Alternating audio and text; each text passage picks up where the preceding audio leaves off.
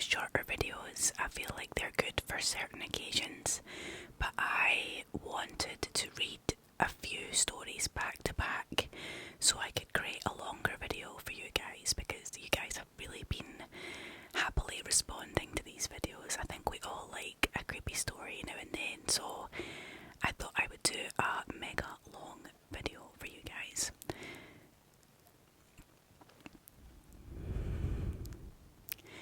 The first story I'm going to read today is called Yellow Ledbetter. This is written by Stephanie Sissom and has a rating of 8.79 out of 10, so it's quite a popular one. The land beyond the bridge had been in my family for generations, 44 acres of farmland. My father was as rooted to it as the oak tree in our front yard.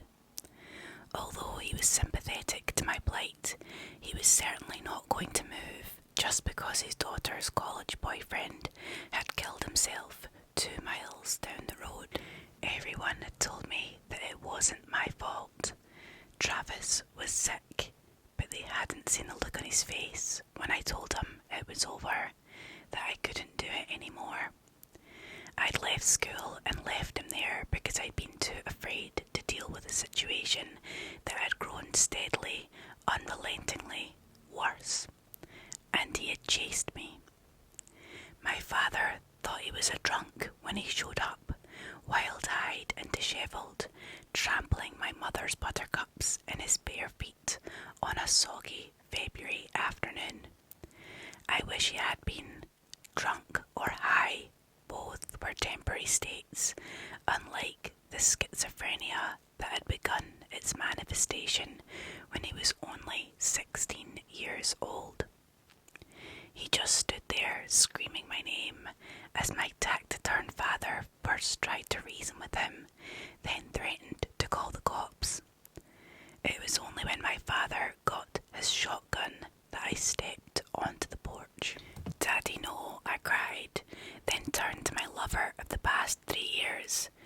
"Travis, you have to go. It's over." "It's not over," he insisted, his tears melding with the misting rain. "I need you."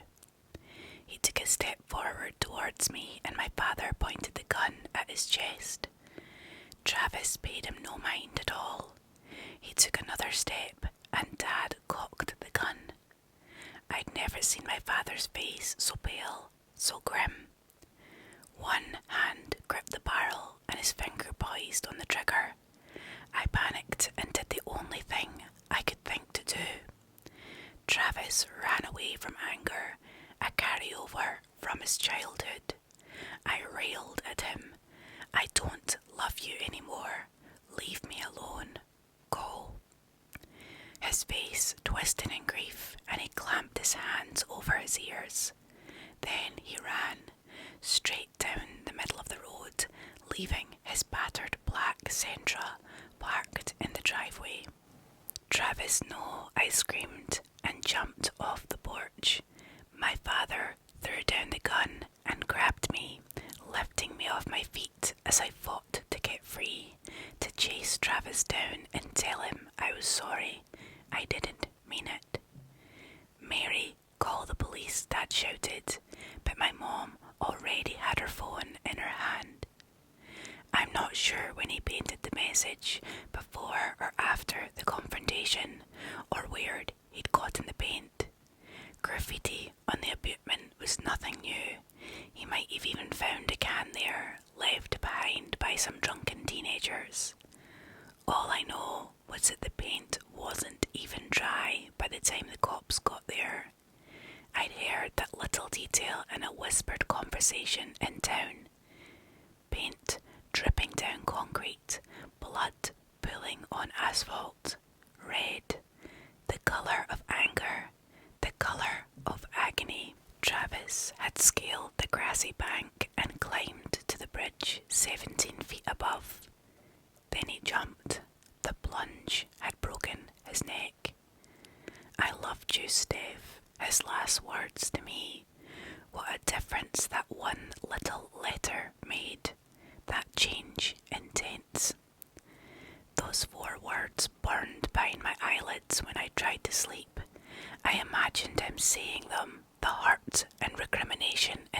days. He had died in turmoil. Maybe that was why he was haunting me. I didn't leave the house for 3 weeks, didn't attend his funeral. I couldn't take the whispers that I was the reason that he'd done this, nor could I face his mother. The sight of those crushed flowers out in the living room window devastated me. I remember an English lit professor saying that buttercups bloomed on the banks of one of the rivers of the underworld to lift the spirits of the dead. Only I didn't think Travis had made that journey. I felt him right here with me. I noticed it on the radio first. Back in our apartment near school, Travis had an old guitar in the closet. Every once in a while we'd go to the park and he'd bring it along. He'd say, "Got any requests, pretty girl? Anything you like, as long as it's Yellow Ledbetter or Sweet Home Alabama." We'd laugh because those were the only 2 songs he knew how to play. In the weeks following his funeral, it seemed like every time I turned on the radio, I heard one of those songs. Pretty coincidental considering how old they were, so I stopped listening to the radio. On the 3rd week, my mom and little sister coaxed me into going with them to look for Alison's prom dress. I knew my family was worried about me. I spent most of my time in my room. I forgot to eat. I just wanted to sleep, to escape my thoughts, but even in my dreams, he found me. No one thought to tell me about the spray-painted message. When I first saw it, it hit me like a punch in the throat. Wah, I wheezed, and had the crazy thought that maybe no one could see it except me. Alarmed, my little sister stomped on the brakes, inciting a new level of panic. "Go," I tried to gasp. She didn't understand, but my mother did. "Alison, drive," she said, and my sister took off so fast that we fishtailed. Tears stung my eyes and I couldn't breathe. What happened next rocked me. The radio blared to life, blasting Yellow Ledbetter. My sister said later she must have had the radio turned low and accidentally hit the volume button on her steering wheel, but neither of us believed that. The button was one that you had to push up and hold to increase the volume. I saw her hands. I saw them. They never moved. My heart slammed in my chest and I broke out in a sweat. I started shaking so hard my mom thought I was having a seizure. She was screaming at Ali and crawling over the seat to hold me. Instead of prom shopping, we went to the ER where they said that it was a panic attack. They gave me a prescription for anxiety medication and sent us on our way a couple of hours later. The medicine made me sleepy because I wasn't used to taking anything, but I was still awake when we went under the bridge again. It was dark this time, but there was a curve in the road just before the underpass. One moment when the headlights hit blood red letters. "I loved you, Steph." All I could see was the grief on his face, see him clamping his hands over his ears, trying to shut out my hateful words. He had died thinking I hated him. It was too much to bear. The walls seemed to close in after that. I couldn't stand to be so close to the place where he died. I couldn't stand my family's worried looks and whispers. So I went back to school. Back to the apartment Travis and I had shared. A fresh hell awaited me there. God, how it hurt to see all the pictures of us, smiling, kissing, hugging. We had been so happy once. He told me early on that he'd been diagnosed with schizophrenia as a teen, but it seemed to be well controlled with medication. If Travis hadn't told me, I would never have guessed. Not back then, anyway. He was so gentle, so generally happy and loving. We had nearly 2.5 perfect, passionate, wonderful years, but last September he started acting strange. A waiter first drew his suspicion. We were at a bistro near campus, one we frequented for breakfast, when he leaned in and said, "I think that guy just put something in my food." "No way," I whispered. "We always tip well. Why would he do that?" Travis shrugged, watching him.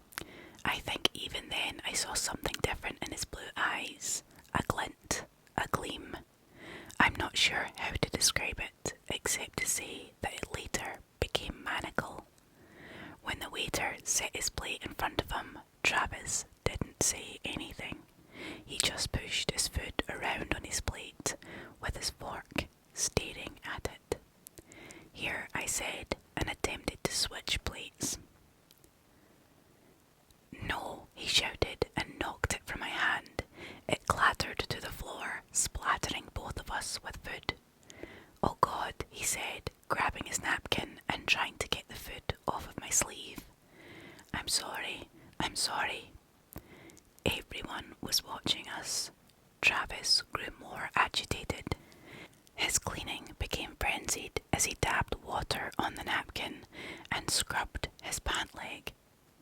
"Let's go," I said, a little unnerved. I threw some cash on the table and we left. The suspicions grew worse. A stranger passing on the street was spying on us. A professor was letting people read his papers behind his back, scrutinizing his thoughts. He stopped sleeping and would stay up all night cleaning. I didn't know what to make of it. I'd never seen him act this way, and I'll admit it, I even searched for signs of drugs. Hesitantly, I brought up his schizophrenia and asked him when he'd seen his doctor last. Travis avoided my eyes and said, "It's under control. I don't need him." I wanted to call his mother, but I didn't even have her number. Travis didn't speak to her often. His childhood had been rough and chaotic.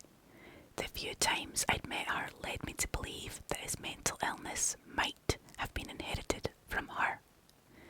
He was enrolled on scholarship. Travis was brilliant, but he started skipping classes and soon wouldn't go out at all. I didn't know what to do. One day I came home to find he'd taken all the mirrors off the wall. Souls could get trapped in them, he said. He'd unplugged the TV and put it in the closet. We had a fight that night. Well, I fought because he ignored me. I begged him, then I threatened to leave him if he didn't see a doctor. No response. He sat on the couch, hugging his knees and rocking, staring at the spot on the wall where the TV used to hang. In the middle of the night, I woke to find his face hovering inches over mine. Startled, I screamed and shoved him. He caught me and pulled me against him, pressing his face against my breast like a child. "Please don't leave me," he sobbed. "I'm sorry for how I am." But I did leave. I was scared. Now all I could think as I boxed away his things was, "Look what you have done." In a stack of his mail, I found a letter from his insurance company. His mother had been terminated from her employment, and they'd both been dropped from her plan. I finally had my answer as to why he had stopped his medication. I put away his clothes, all of our pictures. I boxed up everything, but I had no one to send it to, so I found myself sitting in an empty living room with only a couch and cardboard boxes stacked in every corner. I tried to stay calm most of the time because weird things happened at the apartment. One morning I woke up and found a framed picture of us sitting in the middle of the dining room table. I wasn't sure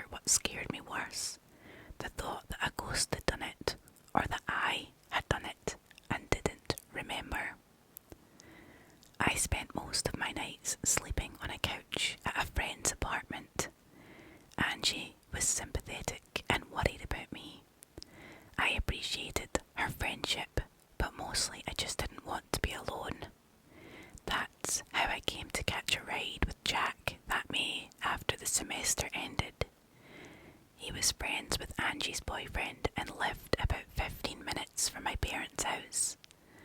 I knew he was attracted to me, though I never encouraged it. He seemed to take my acceptance of a ride as interest, but it wasn't. Not at all. I just didn't want to ride under that bridge alone. As we drew closer to the bridge, my anxiety increased. I already had taken 2 Xanax and I had popped another half an hour ago. They weren't helping at all. My nerves were singing.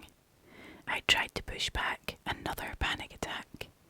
He kept scanning the radio on and I had to grit my teeth. I felt the songs were speaking to me. Dead and Gone. Who's That Man? Heartache Tonight. Country, rock, hip-hop. I felt that they were all Travis trying to communicate with me. I loved you, Steph, Jack mused as the headlights lit the graffiti on the wall. The opening chords of Sweet Home Alabama blared. The inside of the car went dark for an instant as we went under the bridge. Then Travis leaned forward from the back seat and spoke to me. "This is who you replace me with?" he asked, and I began to scream.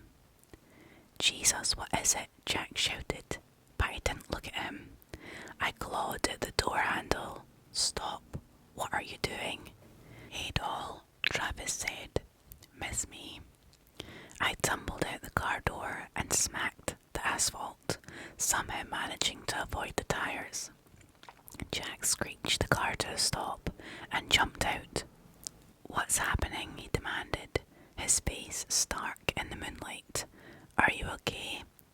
"She's peachy," Travis growled behind him, advancing towards me. "Never missed a beat, did you, babe?"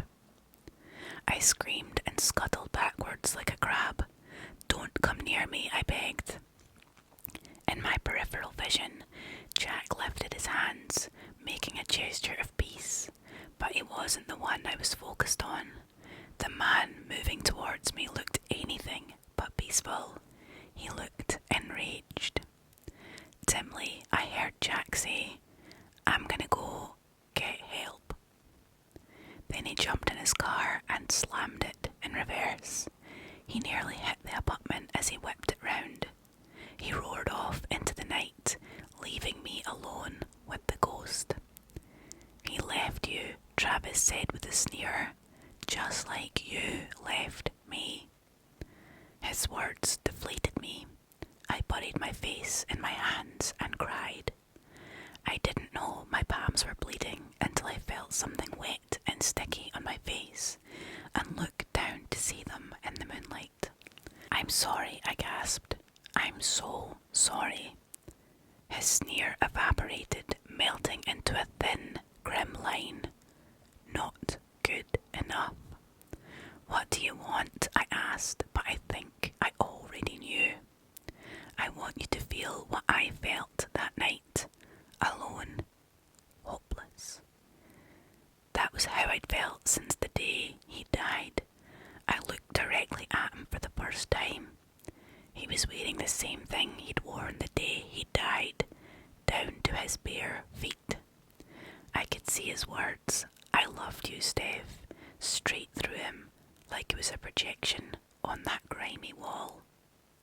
"Okay," I said, and tugged off my shoes. Rocks dug into my heels, but I didn't care. The grass was cool and slick beneath my feet, but it was easier than I thought to climb the embankment. Nothing was coming on the bridge. Nothing ever was these days. Nothing was coming on the bridge. Nothing ever was these days. I stood in the road for a moment, feeling the wind whip my hair. Then I moved to the edge and stepped over the guardrail. I didn't look at him, but I felt Travis beside me. My toe was bleeding. I stared at it for a moment, thinking some crazy thought about how my mother would feel about me dying with dirty feet. The height made me dizzy.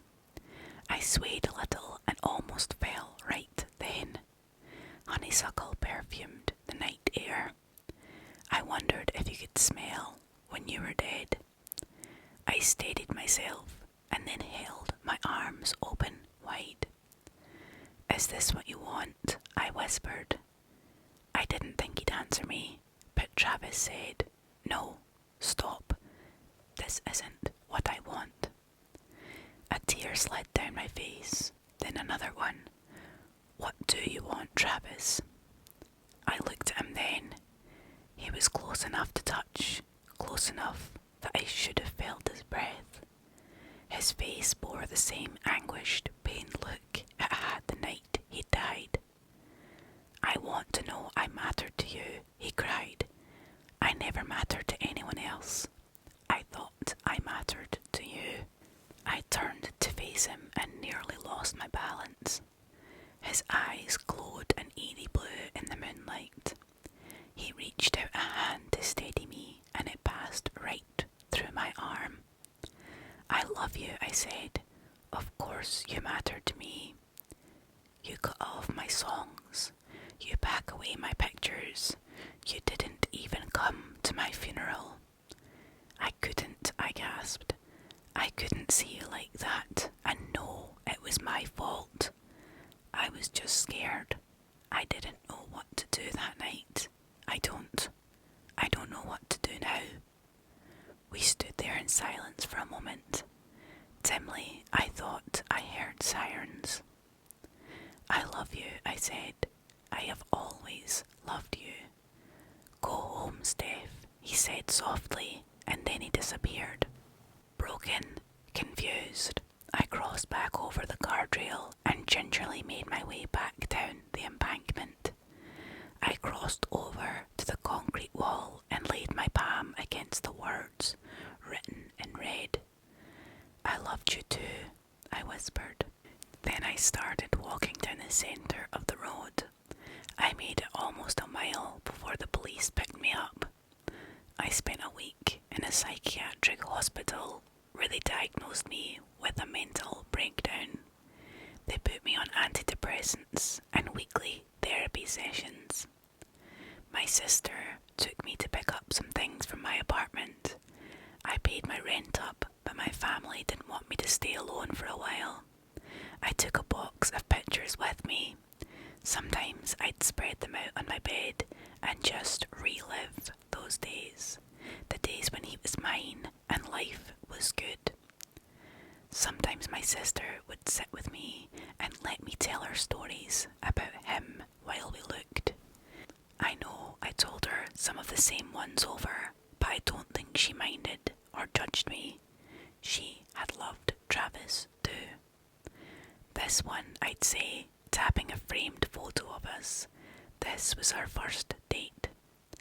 Travis sat beside me on the grass, his handsome face lit up a grin that took my breath then and took my breath now. His battered old guitar lay beside him.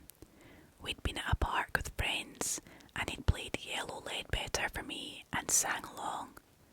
Sometime later, one of his friends had teased him about his singing voice.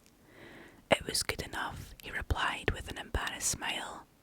He ducked his head, then grinned up at me as he reached to squeeze my hand. It kept her in my company. The bridge no longer scared me.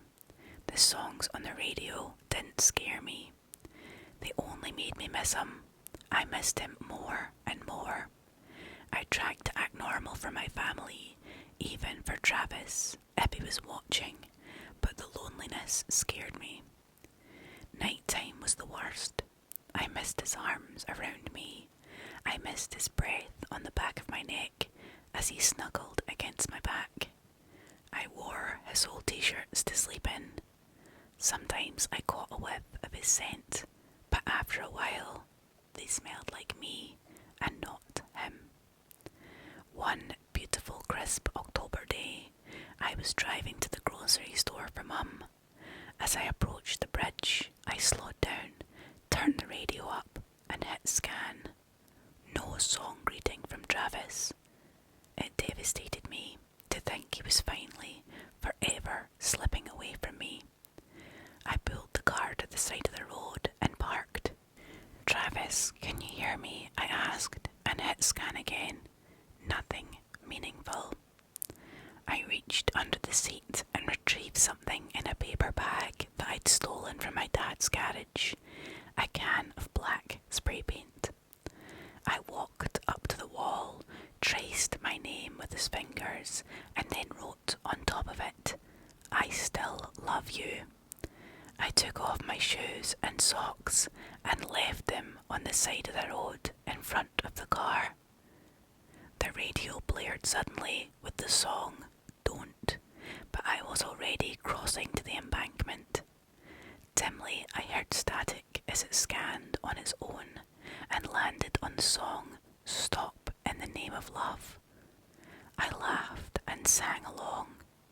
When I reached the top of the bridge and stood on that same edge, I felt at peace. I saw movement from the corner of my eye and wasn't at all surprised to see Travis beside me, transparent in the late afternoon sunshine. Sadness pulled at his handsome face. "Don't look at me like that," I pleaded. "I miss you. I need you. Play our song." Faintly from the ground I heard the faint strains of Yellow Ledbetter. Then I jumped. I woke up in the hospital a few hours later. My father had found me lying on the road beneath the bridge on his way home from work, like I was curled up to take a nap. There wasn't a scratch on me. I can't remember much after I jumped, only hazy dreams of Travis holding me and telling me I had to go back, that it wasn't my time, telling me he'd never leave me. Nobody believed me when I told them that I jumped, but I know I did. I also know Travis saved me somehow. Looking at my father's haggard face, I was glad he did. I held my dad's hand, shocked at how old and frail he suddenly seemed. I felt so ashamed he would never have survived finding my dead body. I thought about a quote I'd seen somewhere about suicide not ending pain, but merely passing it on to someone else. For my family, I'll try to be strong. One day, I know I'll see Travis again. That's a sad story. The next story I'm going to read is called Garbage Strike. It doesn't actually say who wrote it, unless it says at the bottom. And it has an 8.12 rating out of 10. It starts off, it looks like an email chain, so I'll just read it. Forward, forward, dangerous cover-up. T. Think this one bears serious inspection. As usual, recommend we keep the specifics encrypted until we can verify and devise a best course of action. Don't want to start a panic. N. Dear N, thank you for getting back to me. You have no idea how relieved I am that your group is interested in the information I've gathered. This Onion Share folder contains all my case notes, recordings and photos. I've been sitting on this for more than 2 years now, not knowing what to do with it. You also asked for a chronological account of my experience. Well, here it is. As I explained in my initial email, I'm a print journalist of almost 30 years experience. My specialty is industrial and labour market issues. So back in 2015, I was doing this piece on industrial action. Won't bore you with the specifics, but in the course of my research, I learned about the garbage strike that occurred in the city of Redacted back in 2008. It seemed extremely relevant to my article, so I flew out to do some first-hand, in-depth research. At first, it seemed like your typical blue Sanitation workers were demanding safer working conditions and a rise in hazard pay. After 4 days, the City Council and union reps seemed to have reached a compromise. But then the following week, the entire sanitation department for the borough was laid off in one fell swoop, save for the most executive officers. The whole thing reeked of a cover-up, but on a scale I had never seen before, especially in such a non-sensitive field as public sanitation. I scheduled interviews with a dozen of the former sanitation workers who had lost their jobs. I asked each of them why they thought they had been let go. None of them could give me a solid answer, but they all had their theories. Some believed that it was an overzealous effort to purge the Department of Union corruption. Others speculated it might have been a cover-up of some unknown, dangerous design flaw in the borough's garbage trucks, which could have potentially left the city open to a massive class action lawsuit. I even heard tongue-in-cheek whispers that it was about covering up a demonic curse that had been placed upon the department. The most useful thing I gained from my interviews with these former sanitation workers was an insight into the motivation for the strike. I discovered that in the months leading up to the strike, there had been a shocking spike in the amount of work-related injuries amongst the borough's garbage collectors. 39 separate incidents requiring hospitalisation, many with little, if any, cogent explanations, and 7 fatalities, not counting the collateral deaths that occurred when one garbage truck driver suffered inexplicable head trauma behind the wheel and subsequently crashed his truck into a crowded diner. Several of the non-fatal injuries were attributed to attacks by homeless people or an unspecified animal, which I immediately considered odd. 1 or 2 attacks of this nature I could buy, but to have so many attacks in such a short space of time, something did not feel right. I started tracking down the survivors of these injuries.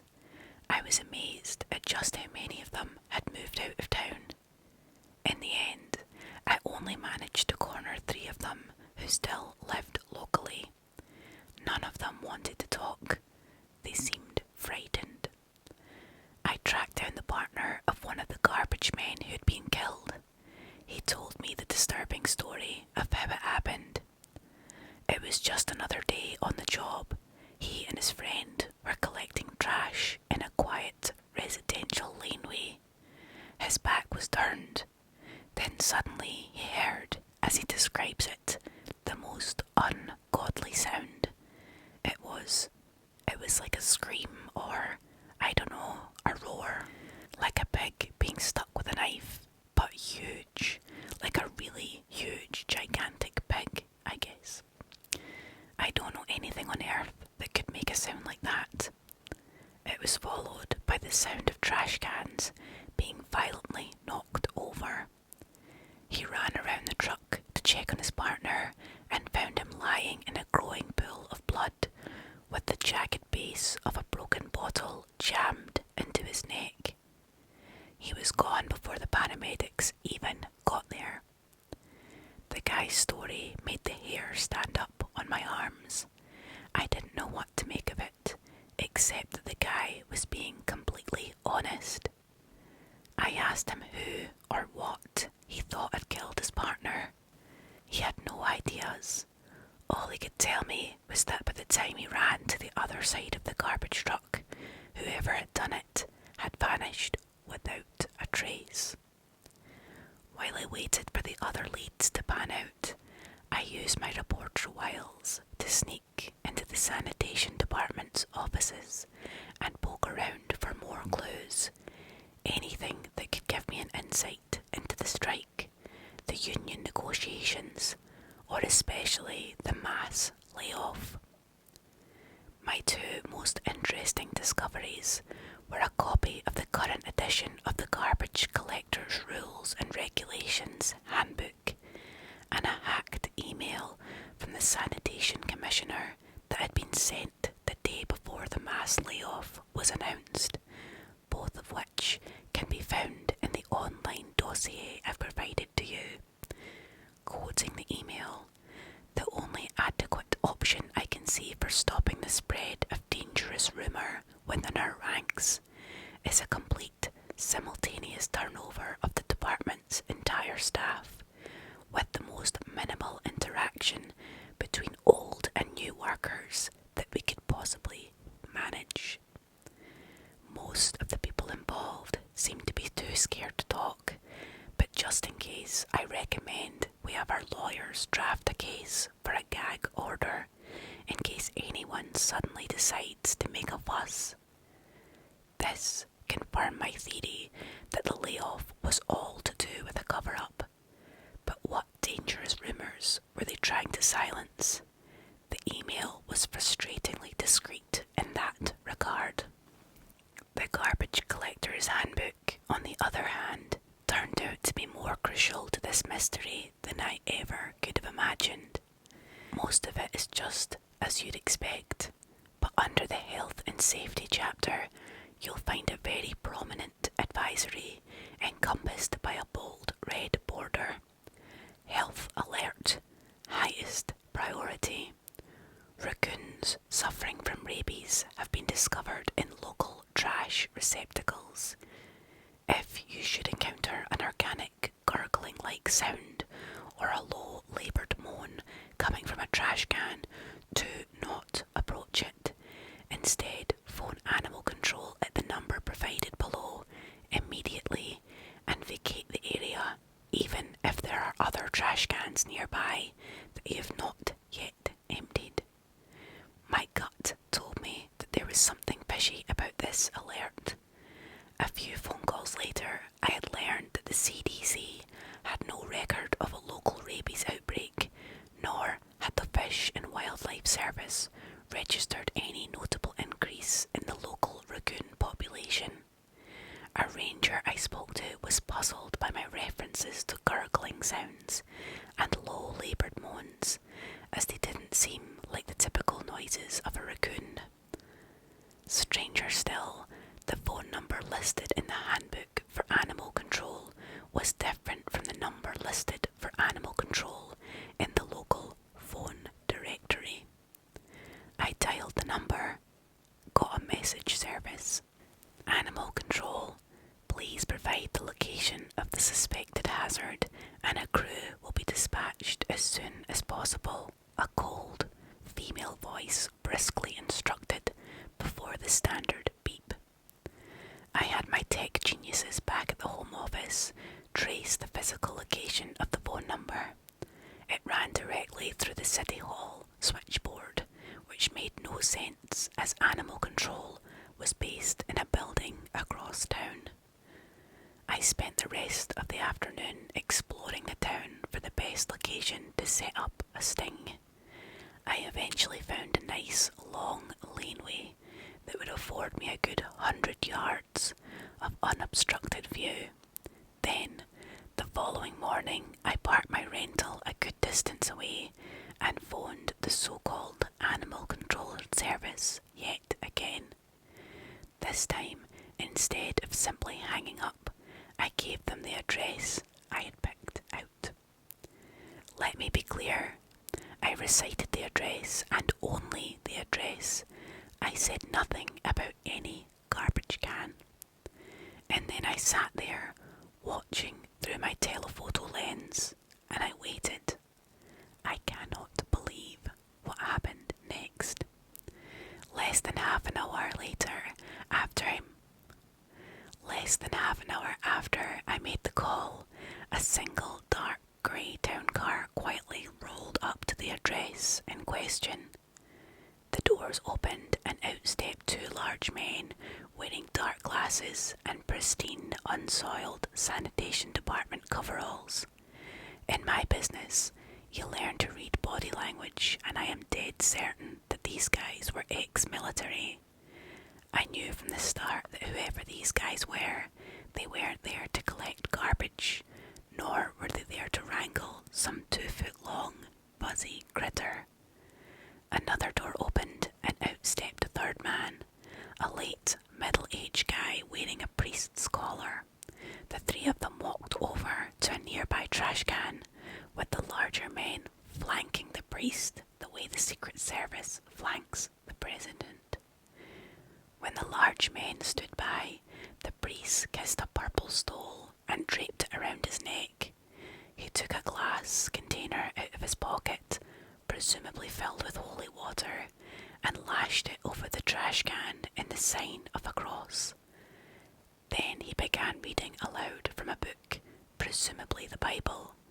Throughout the course of the ceremony, he doused the can with the holy water another 4 times.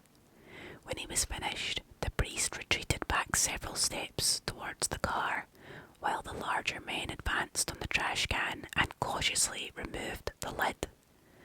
After a quick visual inspection, they prodded the contents with metal poles they had brought with them and apparently found nothing of interest.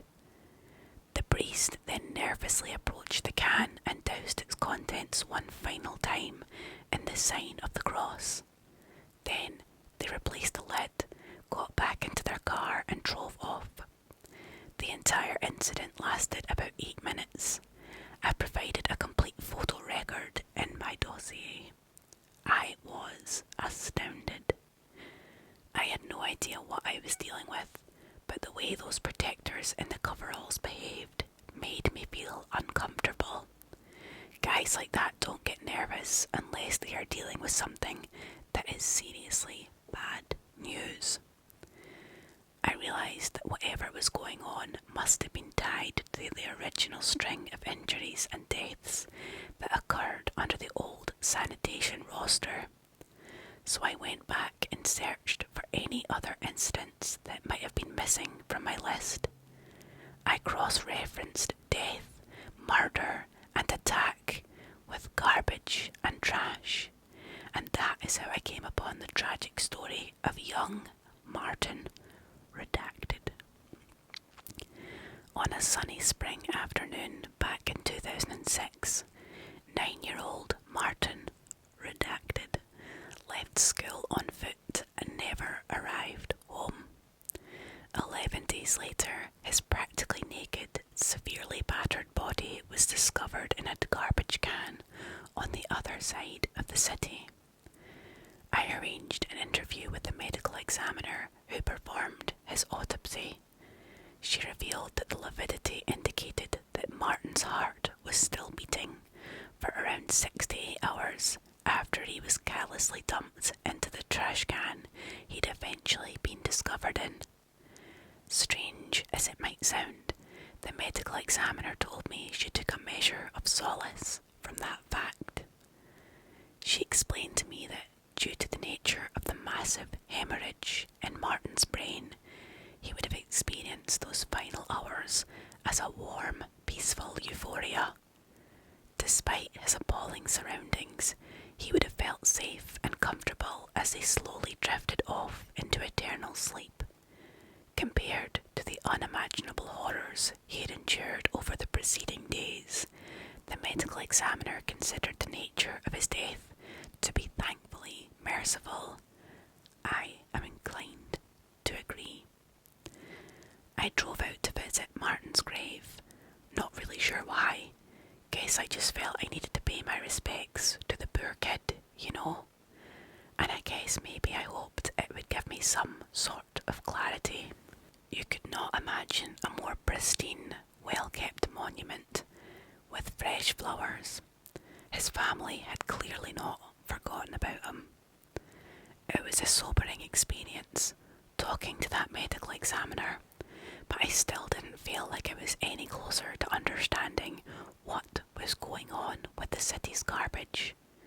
So I started trawling the streets around where those various attacks on the garbage men had occurred.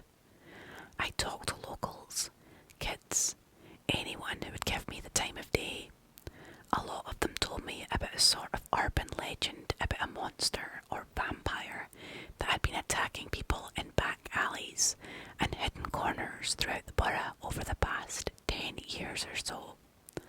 Some kids even bragged to me that they had a cousin or some such who had actually seen the monster but refused to provide me with contact details. Still, you know the old adage, every legend has a kernel of truth.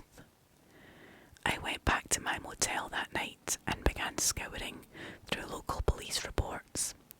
Since 2006, the rate of violent street crimes, including unsolved murders, had skyrocketed in the city of Redacted. A staggering number of these crimes are being committed with weapons of opportunity acquired at the scene, such as broken glass or sharp metal fragments. Others seem to involve no apparent weapon, and yet involve the use of far greater force than a normal human being would be capable of inflicting, to quote one report.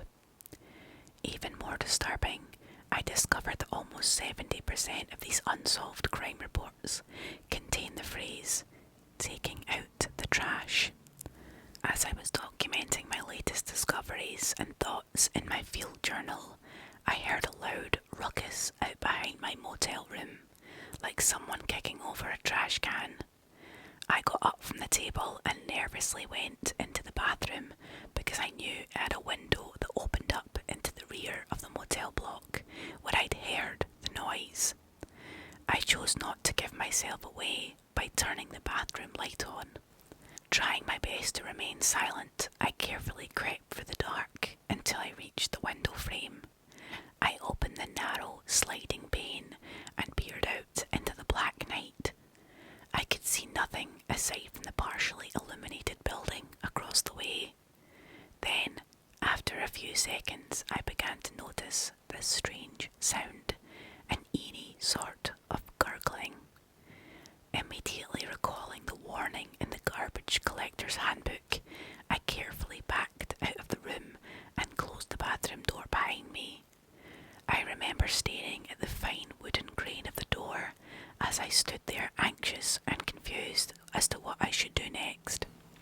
A few seconds later, I was startled by a loud bang, followed by the sound of shattering glass just behind the door. My hand darted to the knob on pure instinct and turned the latch to lock it. I stepped backwards as a slow sequence of sounds that I can only describe as wet beats, like someone slapping a hard surface with a damp towel, drew closer and closer. There was something in my bathroom. I was terrified. The beats stopped just on the other side of the door. A soft scraping sound slowly made its way from the top of the door to about halfway down. Then, nothing. Suddenly, there was another deafening bang as the door practically jumped right out of its frame, yet somehow managed to hold firm. Whatever was on the other side was bashing against it with incredible force. I raced out of that motel room without a second thought and jumped into my rental car parked right out front. I floored the gas as I tore out of the parking lot right across the 4-lane boulevard in front of the motel without even thinking about checking for oncoming traffic. Almost got wiped out. I stopped there, my engine still running, directly opposite the motel. I had a full 180, well-lit view of the block in front of me and a good 30 yards of warning of anything approaching from that side. I phoned 911 and told them that someone had broken into my motel room. It was the longest 4 minutes of my life, waiting for that squad car to show up. I still wonder if I was truly alone in that car, whether the wild breathing I remember hearing was just my own terrified self, or if there was something else. When the cops arrived, I followed them into the motel and directed them to the right room. The door was still wide open, just as I had left it.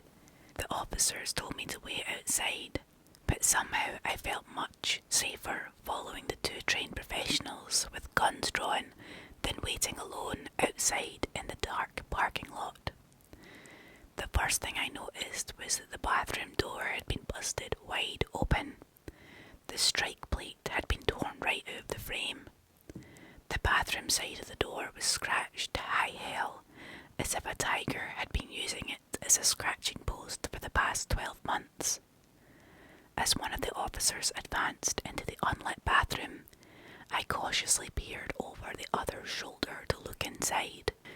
The sliding pane of the bathroom window had been knocked to the floor, its frosted glass broken into a sea of shards which scrunched beneath the lead officer's shoes.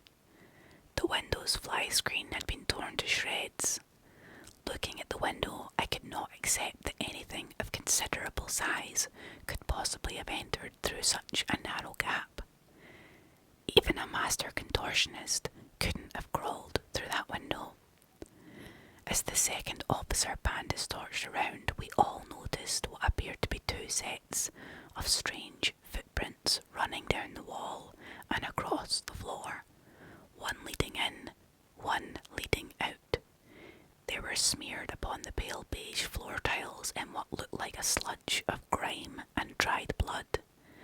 As they crossed into the motel room proper, their foul brown sediment had been ground deeply into the carpet fibres. The footprints led to and from the room's small dinner table, where my laptop was still running and opened on my word processor just as I had left it. I walked right past the laptop when I had followed the officers into the room, but only at that moment did I notice the layer of filth smeared all over the keyboard. I leaned in to look at the screen and felt my blood run cold. At the point where my own notes cut off, there was now a new block of text, which extended well beyond the frame of display. It said, "Go away, go away, go away, go away, go away, go away, go away, go away, go away." That was the absolute limit for me. I packed up my belongings, got in my car and drove straight to the airport. I booked the first flight home. They didn't have anything till the morning, so I spent the night sitting in the middle of the wide open departures lounge, where I could keep watch over my entire surroundings and be sure nothing could sneak up on me. Mark my words, as long as I live, I will never return to the city of Redacted. I closed the book on the entire article I'd been writing. I tried to forget all about what happened that night, but the truth is, I've never stopped thinking about it. Then I guess by chance, one of my sources tipped me off about your association a few weeks ago, so I figure, what the hell, maybe they can help. You know, I hadn't looked at any of my case files for over 2 years since that night in the motel, but after getting in contact with you, I decided to browse through them again, and I discovered something new in my field journal file that I hadn't noticed before. I guess the computer must have auto-saved the file between the break-in and when I packed up my laptop and hightailed it out of there, because the, shall we say, additions that had been made to my own notes had been saved along with everything else. Anyway, at the very end of the go away, go away, go away block, which extends uninterrupted for 8 pages, was some text I'd missed before. Go away, go away, go away, go away, tell them all to leave me alone.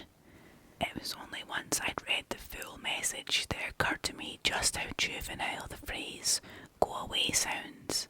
You'd imagine that an adult who wanted to drive someone off would just use much firmer language. Go away is the sort of thing a young child yells when throwing a tantrum.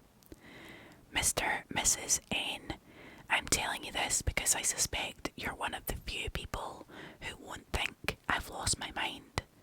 But I believe that young Martin, Redacted, is still wandering the streets of Redacted in some manner and he is seeking sanctuary in the last place he remembers feeling safe, a trash can. It all fits. You hear about cases like this all the time amongst survivors of extreme trauma, like what Martin Redacted went through. They become so traumatized they refuse to let anyone approach them. Doctors, nurses, police, counsellors, even their own mothers. And whenever someone does try to make contact with them, they will lash out violently. I think whatever remains of Martin Redacted understood that I was a journalist and wanted me to warn the city to stop disturbing his peace. But realistically, what can I do? Submit an article proclaiming that there's a ghost haunting the garbage cans of Redacted, and that their city council has been covering up for the past decade. There isn't a media outlet in the country that would print anything so absurd. But all the same, something has to be done. Someone has to get the word out, somehow. Because I've checked, and the deaths in that city are still happening, more brutally than ever before, as a matter of fact. The residents of Redacted are risking their lives every time they go near a trash can, and the poor fools have no idea until it's too late. I hope you can help them. And it does tell you down here that this was written by Dark Myth. I like that one. And the last story I'll do today's video is a bit of a shorter one, but it's called News from the Front. This is written by Emma Fro, and it's got an 8-star rating out of 10. Awash with terror, I lay in bed, jumping and flinching at every creak. The old country house had always made such noises at night. The beams would creak, the windows would knock, and the wind would howl down the fireplace. I had not always been so afraid of these sounds, but then again, I had not always been alone. My husband and I moved to this village 5 years ago. We had just married and the house was just right for us. I admit that it was a bit weather worn, but my husband Paul could afford it, and there was a job available as the village postmaster. He bought the house, took the job, and we were happy. Oh, so happy here. The wind would scream bloody murder, and the house itself could shake, but with Paul here, I feared nothing. That, though, was before the war, before enlistment, before our men were sent to fight, fester, and die in those god-awful trenches in France. So I lay alone on a cold windy night, both scared of the unearthly things that could be upon me in the unsettled house, and scared of all the too earthly dangers facing my husband far across the channel. Context. It is a strange thing. Some things with a certain context can be dull and boring, warranting no thought or attention, though in a different context the same thing, noise in this case, can be terrifying. The noise I heard that night would be, in the right context, so very dull. But in bed, alone in my old house, this sound scared me to my very bones. Someone had just unlocked the front door and was walking towards the stairs. I've lost feeling in my feet.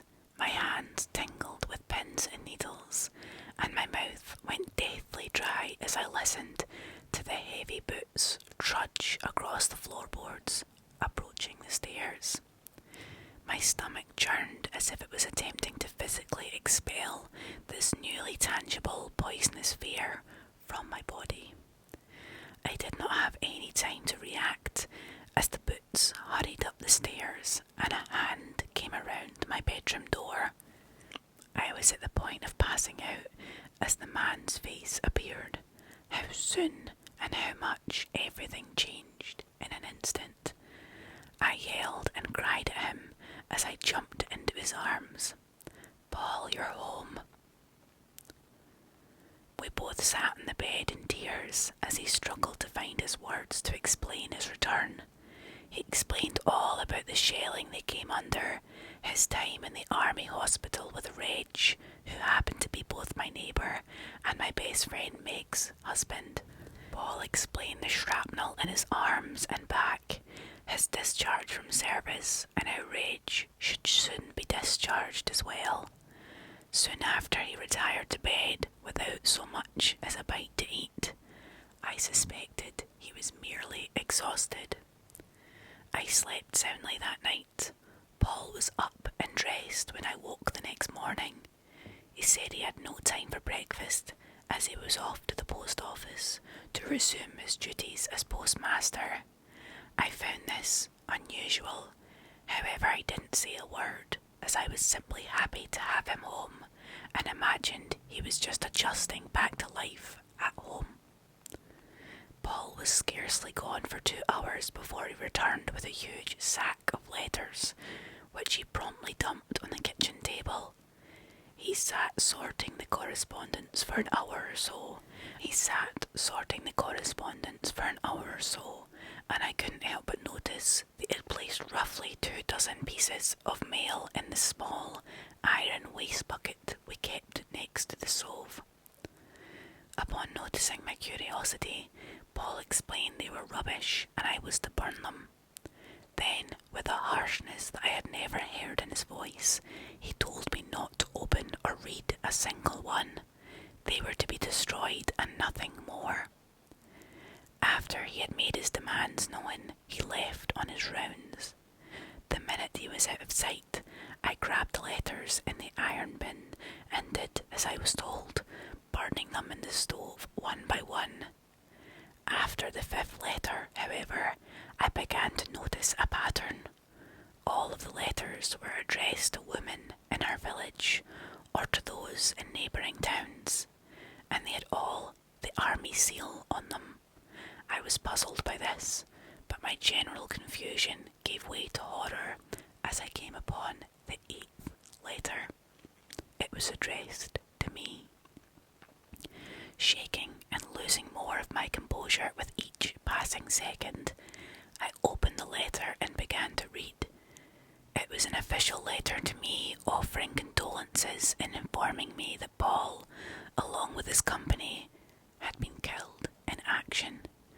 Foolishly, I cast the letter into the stove, destroying it. After a few moments of nonsensical weeping, I looked through the other letters. The final piece of mail was addressed to my neighbour, Meg.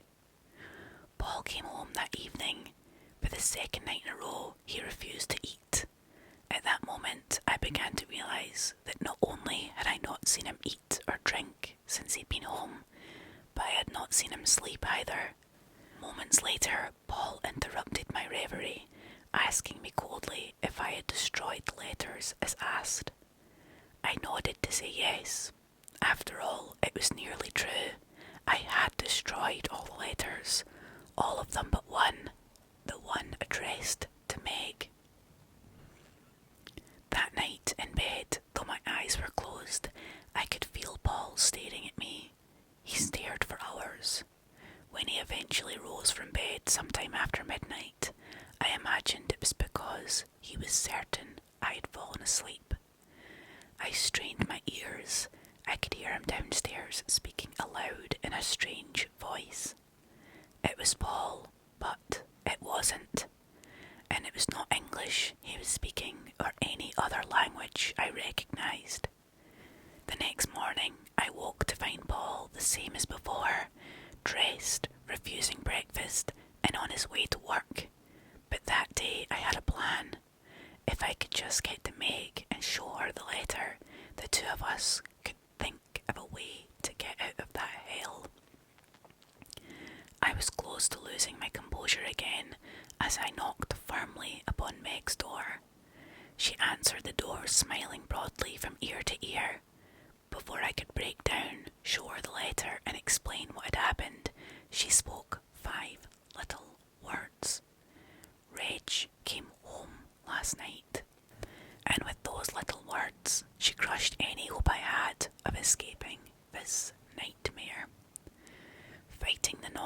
stomach, I managed to ask Meg where Reg was, and she told me that he had accompanied Paul to the county post sorting office to accept a nice new job. This all happened 3 months ago. Since then, dozens of men have come home without exception, and thanks to my Paul, all of them have been given jobs with the post office and other communication services. When I lay in bed at night now, I shiver and jump. The noises of the house no longer scare me, but when my husband passes our house during his postal route, my blood runs cold. Context. It's a strange thing. That was a creepy little one. Well, I hope you guys enjoyed these creepypasta stories. I liked reading a few more, one after the other. I think I really enjoyed reading these larger stories for you all. I hope you managed